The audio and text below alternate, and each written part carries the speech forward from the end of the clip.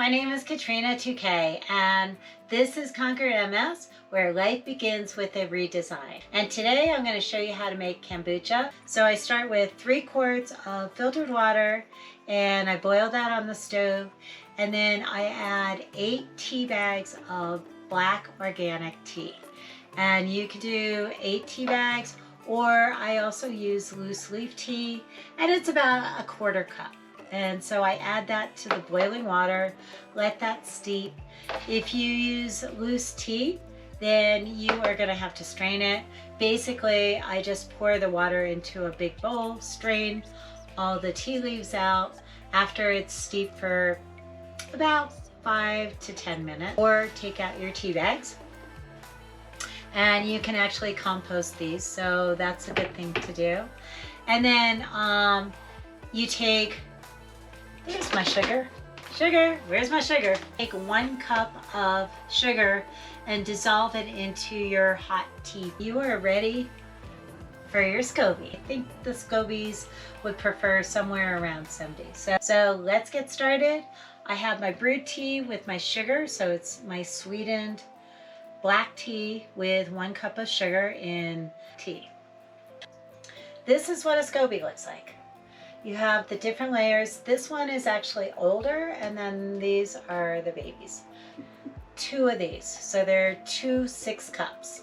Okay, so I just use 2 of the big bottles, stick that in there, and then every time you make kombucha, you always end up with new babies on the SCOBY, and then you always want to save some of your tea from your kombucha batch.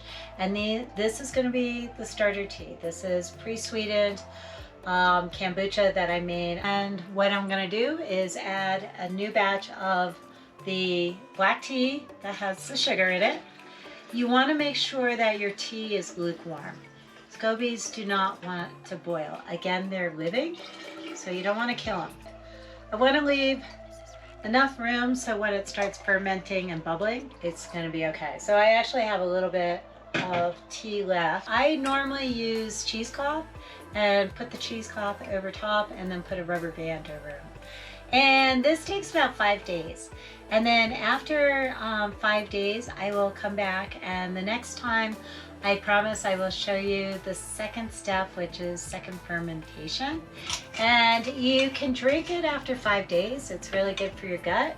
You take out the SCOBY and you can strain it, or the SCOBY's not gonna hurt you, obviously, if you drink it.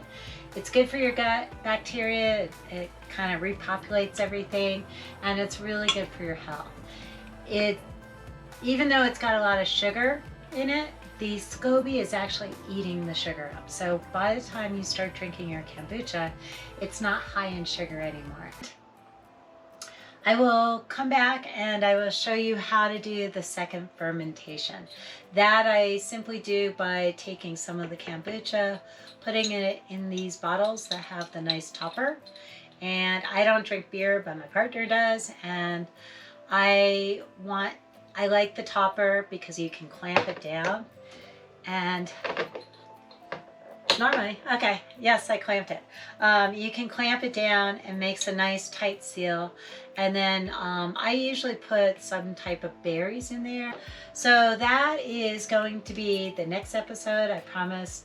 If I'm not doing it live, I will tape it. I just cracked open was batch 2. This is batch 1 that I did on the 18th.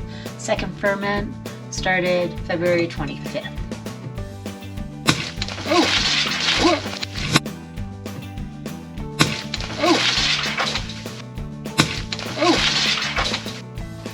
So cheers.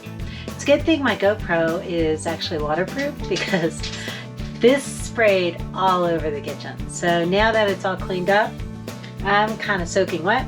I'm gonna have to change, but I have a really good glass of kombucha. My name is Katrina 2K, and once again, I'm a integrated health and lifestyle coach. I hope that I bring you really good recipes and great content, not only just on kitchen recipes, but recipes for your life. And Conquer MS is where life begins with a redesign. Thanks for joining me, and stay strong. I love you guys, and Peace out. Boom!